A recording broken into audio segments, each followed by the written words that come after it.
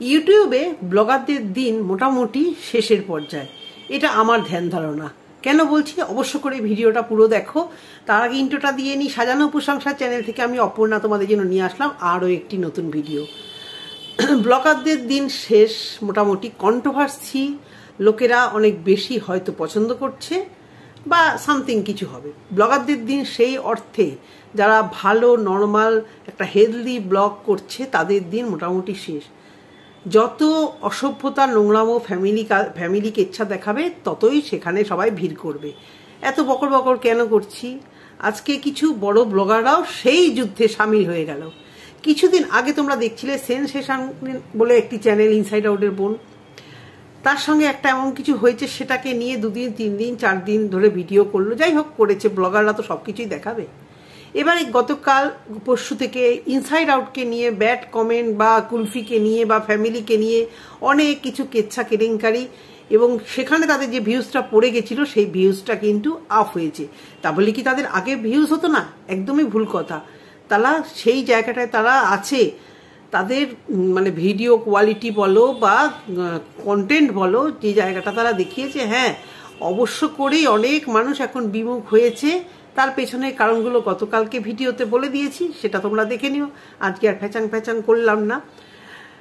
আজকে কিন্তু আবার সেই একটা বিতর্কিত টাইটেলই দেখলাম দিয়েছে ইনসাইড আউট থেকে। কি দিয়েছে না, অর্পি মানে ইনসাইড আউটের যে মেল চ্যানেল হোল্ডার আর কি, তাকে বলছে, ওনার আর কি, তাকে বলছে সে নাকি মন খারাপ করেছে বলে তার শ্বশুরমশাই মানে ওই সৌহার্দ্র বাবা এসে তাকে বোঝালো। তো ভিডিওটা প্রথম শুরু থেকে অনেক কিছু দেখলাম, নেপালে লাস্ট দিন, বৃষ্টি ভেজা দিনে সব কিছু হলো। তবে ভিডিওর মধ্যে অর্পিকে একটু মুড অফ হতে দেখা গেছে। মুড অফ আই মিন এই যে এত কন্ট্রোভার্সি হচ্ছে না, ওর এই ন্যাকা কথা বলে, ন্যাকা কথাকে আমি খুব একটা বলবো না, অনেকের টোন এরকম, কিন্তু হ্যাঁ তখন অনেকে কিন্তু সেই জায়গাটা কিছুটা মানে নুন ঝাল মশলা দিয়ে নিজে যখন দেখছে যে সবাই ওটাকে নিয়ে চর্চা করছে, ওটাকে দিতেই ভালোবাসে। কারণ ওর কথাগুলো ভালো লাগলেও প্রথম দিকে, পরের দিকে কিন্তু আমারও বিরক্ত লাগে। ধরো একটা সেন্টেন্স তৈরি করলো, সেন্টেন্সের লাস্টটুকু কিন্তু কমপ্লিট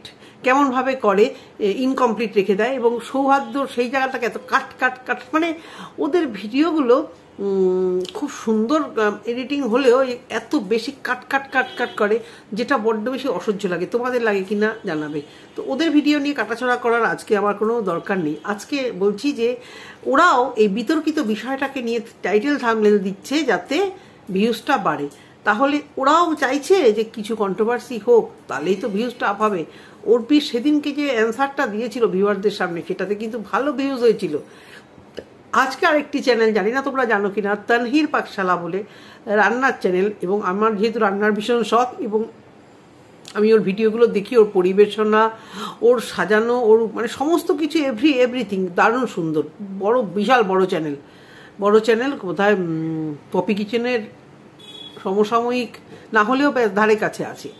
ওদের আজকে একটি চ্যানেল আমার সামনে এলো, যেহেতু সাবস্ক্রাইব করা আছে, যে ওদের ভিডিও নিয়েও নাকি ফেসবুকে কে নাকি মানে ছেড়ে ওদের ভিউজটা কমে যাচ্ছে। ফেসবুকে তার ভিউজ 3 লাখ 4 লাখ হচ্ছে, যেখানে এদের 50-60 হাজার ভিউজ হচ্ছে ওয়াইটিতে।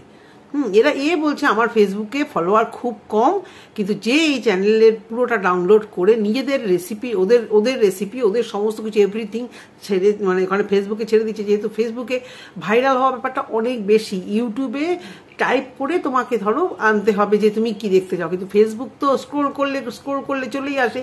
তো ফেসবুকে ভাইরাল হওয়াটা অনেক বেশি, ওই জন্য বোধহয় রোজগারটা ফেসবুকে একটু কম ইউটিউবের তুলনায়। তো তোমরা সব বোর হচ্ছে না তো? দেখো, সবসময় কি কারোর গায়ে কাদা ছুঁড়ে ভিডিও করতে হবে? কন্ট্রোভার্সি মানে তো এটা না। কন্ট্রোভার্সি মানে বিভিন্ন কিছু নিয়ে সমালোচনা।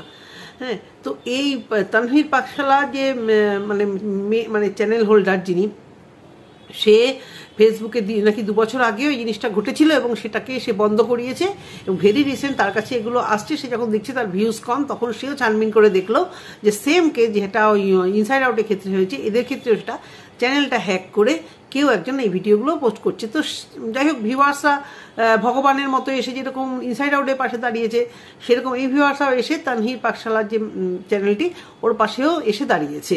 দাঁড়ানোর পরে তো চ্যানেলটা তারা ডিলিট করে দিচ্ছে। এর আগেও নাকি একবার ডিলিট করেছিল, 2 মাস বন্ধ ছিল, তারপরে নাকি তারা আবার চালু করেছে। তো এটা এবার ও ওয়ার্নিং দিচ্ছে, কিন্তু ওয়ার্নিংটা দিচ্ছে চ্যানেলটা যখন ডিলিট করে দিয়েছে তখন, তার মানে জানতে হবে যে এরাও একটু আলোচিত হতে চাইছে, কারণ ভিউজটা একটু কম হয়ে গেছে হয়তো বা, ঠিক বলতে পারছি না যে চ্যানেলটা ডিলিট হয়ে গেছে সেটাকে নিয়ে এখন আলোচনার বিষয়বস্তুটা কি। এবারে আসি আমাদের এই জোনে, পরকিয়া জোনে। এই যে ব্লগাররা পরকিয়া করছে আর সেইগুলো নিয়ে আমরা কাটাছিটা করছি, সেইগুলো নিয়ে নোংরা ঘাটছি। যে যত নোংরাতে ঘাটতে পারছে, যে যত নোংরার ডিব্বায় গিয়ে পড়তে পারছে, অবশ্য করে ঘোড়ামুখী দালাল, তার ভিউজটা বেশি। তবে তাকে নিয়ে আলোচিত হতে আমি বারণ করেছিলাম। কিছু ক্রিয়েটাররা সত্যি সেটা মানে শুনেছে, জানি না আমার কথায় নাকি তা বিরক্ত হয়ে যাচ্ছে, বোর হয়ে যাচ্ছে, কারণ তাকে নিয়ে আলোচনা না আর মানে নর্মাল ভিউয়ার্সরা শুনতে চাইছে না। কেন বলো তো, এত নির্লজ্জ মহিলার ভিউজ, মহিলাকে নিয়ে আলোচনা বোধ হয় সবসময় কারোর ভালো লাগছে না। সেই জন্য ঘোড়ামুখী দালাল কি করেছে, মানে তো ডেয়ার ডেভিল ভীষণ, ও চাইছে যে ওকে নিয়ে আলোচনা হোক, ওকে নিয়ে নোংরামো ছড়ানো, কারণ তো হারানোর ভয় বা লজ্জা ঘেন্না কিচ্ছু নেই। তো হারানোর ভয় নেই বা মান মর্যাদারও ভয় নেই, কারণ কোনো সোশ্যাল জগতই নেই। কাকে কৈফত দেবে যে এই নোংরামোগুলো করছো কেন, কাকে কৈফত দেবে? বাবা আমার কথা পাত্তা দেয় না, শ্বশুর শাশুড়ি তো দূর, আর বর ও তো একটা হিজড়া ভেড়া, ওর কথা আর কেউ শুনে না। তো আজকে থাম্বনেলে দিয়েছে, যদিও ভিডিও আমি কিছুই দেখিনি এবং দেখবো না বোধহয়, কারণ আমরা দেখলেই তোর ভিউজগুলো হয়, আমরা দেখা ছেড়ে দিলেই আস্তে ও দমে যাবে, তারপরে তোর হুড়কোগুলোর জবাব তো ওর আস্তে আস্তে আসবেই। তো এবারে এবারে দালাল বলে ও যাকে নিয়ে ভিডিও করে, আমরা নাকি সব ক্রিয়েটাররা নাকি তাকে নিয়ে ভিডিও করা হয়। তাহলে এই যে ইনসাইড আউট আর রুম্পা আরিয়ানকে নিয়ে ভিডিওটা আমরা শুরু করেছিলাম, তাহলে দালাল সেখানে কেন ইন্টারফিয়ার করেছে বুঝলি? দালাল বেশি চ্যাটাঙ্গুলি মারবি না, পা তোর চাটতে কেউ যায় না, তুই লোকেদের পা চাটতে যার। এবারে দালাল আজকে থাম্বনেলে একেবারে পিঠটাকে পুরো ফাঁকা রেখে ভিডিও দিয়েছে, তাও দেখলাম 2 ঘন্টায় 1000 ভিউজ হয়েছে। তো এবারই দালাল মর্মাহত হয়ে না হয় সব খুলে দেখিয়ে দেয়। আমার ভয় করছে এ না সব খুলে দেখিয়ে দেয়, ঠ্যাং তো তুলে দেখিয়ে দিয়েছে। যাই হোক, ওটাকে আমি কিছু বলছি না। এবারে বড় বড় ক্রিয়েটাররা কি করছে, ছোটগুলোকে নিয়ে কন্ট্রোভার্সি করছে, মানে যাদের সাবস্ক্রাইবার কম, আবার যাদের 11-12 সাবস্ক্রাইবার, তারা আবার যারা 1-1.5 হাজার সাবস্ক্রাইবার তাদেরকে নিয়ে বলছে। না আমাকে নিয়ে কেউ বলেনি, বিতর্কিত কিছু বলবো না, যাকে নিয়ে যেটা নিয়ে কাটাছেড়া হয়। এবারে আসি কাদের কথা বলছি, এই যে ওয়াইটির যে সব থেকে সাবস্ক্রাইবার গেইন করা যে ক্রিয়েটার আর কি, কন্ট্রোভার্সি ক্রিয়েটার সীমা আজকে রুনাকে নিয়ে বলল, রুনা জবাব দিল সীমাকে, আবার সীমা জবাব দেবে রুনাকে। এই চলছে আবার, মানে এই চলতে মাঝখান থেকে কন্টেন্টগুলো সব হারিয়ে গিয়ে যার মানে কন্ট্রোভার্সি ক্রিয়েটার লড়া হয়ে যাচ্ছে না। ব্লগাররা তো সেই অর্থে আর কন্ট্রোভার্সি কিছু দিচ্ছে না, কেউ কিছুই আর পাচ্ছে না পেতে কি করছে এবার নিজেরা কারুর বউ, ছেলের বউ, কারুর মানে কে যে আমাদের টিনু সুন্দরীর পা ছাড়ছে, এই নিয়ে ব্লগার ক্রিয়েটার টু ক্রিয়েটার, মানে কন্ট্রোভার্সি ক্রিয়েটার টু ক্রিয়েটার এখন লড়াই লাগছে, যেটা হচ্ছে সীমা ভার্সেস রুনা। কদিন ধরেই দেখছি, মানে ও বলছে ও উত্তর দিচ্ছে, এরকম চলতে থাকলে কন্ট্রোভার্সির কি হবে, কন্টেন্ট কোথা থেকে আসবে? ওদিকে ঝিমি তো সংসারে ঢুকে গেছে, তাহলে এখন রাস্তাটা কি? হ্যাঁ শুরু করো, কোনো ব্লগার তো পরকিয়া করো, যাতে সবাই ঝাঁপিয়ে নোংরা মুখ হাঁটতে যায়, তার মধ্যে আমরাও আছি। আর ডাইনি দালাল তো রেডি হয়ে বসে আছে নাকি? এবার ডাইনি দালাল নিজের পরকিয়া নিজে বিক্রি করবে, কারণ যেভাবে কাস্টমার ডাকছে ছবি দিয়ে, এবার তো সত্যি কেউ না কেউ তো ফাঁকবেই ওর জালে, না ফেসে উপায় কি বলো? চিতার কাঠ আমরা বলবো, কিন্তু সমস্ত ছেলেদের কাছে তো চিতার কাঠ নাও হতে পারে, কারুর চেকচি লাগতেও পারে। তাহলে তার আবেদনে যখনই সাড়া দেবে তখনই হবে পরকিয়া। তাহলে কিরে দালাল, ঘোড়ামুখী দালাল, এবার কি তোর পরকিয়া নিয়ে আলোচিত হবে বাড়িতে? এটাই চাইছিস কি তুই? কারণ সব নোংরামি করা হয়ে গেছে। বড় চ্যানেলগুলো যখন চাইছে যে কন্ট্রোভার্সি হোক, তাহলেই চ্যানেলের গ্রো হয়, তাহলে হোয়াই নট দালাল? লাখের চ্যানেল যদি চাইছে, বা দালাল তো এমনিই জানে, এই টিপসগুলো তো ভালো জানে যে মানে নোংরামো বজ্জাতগিরি করলে হবেই। যদিও বড় চ্যানেলগুলো কেউই নোংরামো করছে না, কিন্তু কড়া কন্ট্রোভার্সি করা টাইটেল দিলে ভিডিওতে অবশ্যই ভিউজ হবে, বলো না? ইনসাইড আউটের গত কয়েকদিনের ভিউজ অনেক আপ হয়েছে না? এবারে দালাল ওকে নিয়ে ভিডিও করেছে, কালকে দেখলাম। দালালের কিছু ভিউয়ার্স বলছে দেখলাম না আজকে, আজকে দেখলাম না, কারণ দেখবে না তো, ও ওর ভিউয়ার্সরা এসব ভিডিও এসবদের নিয়ে কন্ট্রোভার্সি করলে দেখবে না তো, যেখানে নোংরা পরকীয়ার গন্ধ পাবে, শোয়া বসা আর কি ড্যাশ ড্যাশ ড্যাশ ড্যাশ এইসবের গন্ধ না পেলে ওর ভিউয়ার্সরা অন্তত যাবে না। এবার যেই যাবে না, দালাল দেখলো যা ভিউজ তো গেল কমে, এবার তাহলে আমি পিঠ দেখিয়ে, গা দেখিয়ে, পেট দেখিয়ে কিছু তো থাম্বনেল দিই, যাতে অন্তত কিছু মেলকে ভিউয়ার্স তো এখানে আসে, ফিমেল ভিউয়ার্স না আসুক, মেল ভিউয়ার্স আসবে, তারা সুন্দর সুন্দর কমেন্ট করবে, তাহলে সাকসেস হবে দালাল।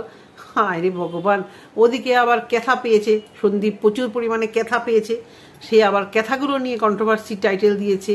যা সত্যি কথা, মানে ভিউজ সমস্ত ব্লগারদের কমে যাচ্ছে, যদি না সেখানে নতুন করে আবার পরকীয়ার কিছু গন্ধ পাই। কারণ টিনুকে কেউ আর পছন্দ করছে না, ওকে কোনোদিনই পছন্দ করার মতো ছিল না, পছন্দ করার মতো ও একেবারেই নয়। সুতরাং ওকে যারা সাপোর্ট করেছিল তারাও ওই ভিউজের জন্য জানে যে সুতের অপোজিটে যাই তাহলে আমাদের ভিউজ হবে, না হলে টিনুকে পছন্দ করার মতো অন্তত এই ওয়াইটিতে কিছু নেই। মন্দিরা সোমনাথের সময় যেরকম হয়েছিল, সবাই মিলে সোমনাথকে সাপোর্ট করেছিল, ওয়াইটির একমাত্র দালাল শুধু মন্দিরাকে সাপোর্ট করেছিল এই পরকীয়া সংক্রান্ত ব্যাপারটা নিয়ে। তারপরে মন্দিরা আবার যে জায়গায় সে জায়গায় মোটামুটি ম্যাক্সিমাম ভিউয়ার্সরাই আবার ওকে ভালোবেসে আবার ভালো ভালো কমেন্ট করে যাচ্ছে। হ্যাঁ, নেগেটিভ পজিটিভ সব রকমই আছে যেমন দেখাচ্ছে।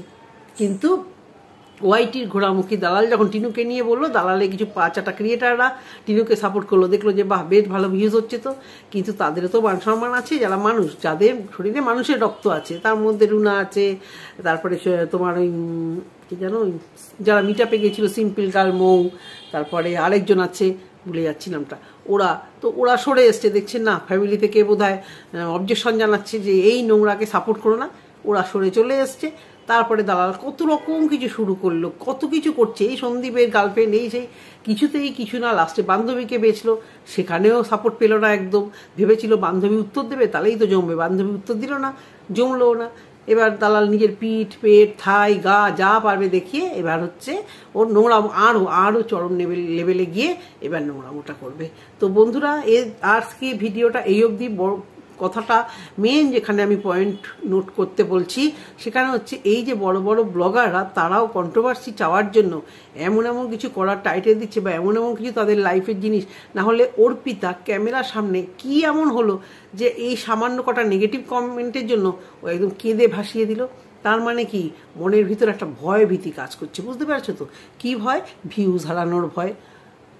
সবাই তো সবার টাকার জায়গাটাকে, মানে ইউটিউব থেকে যে ছক্কা ছক্কা ওদের টাকাগুলো আসছে, রোজই দেখছে ওয়াইটি স্টুডিও খুলে অনেক অনেক টাকা, সেটা কমতে থাকবে।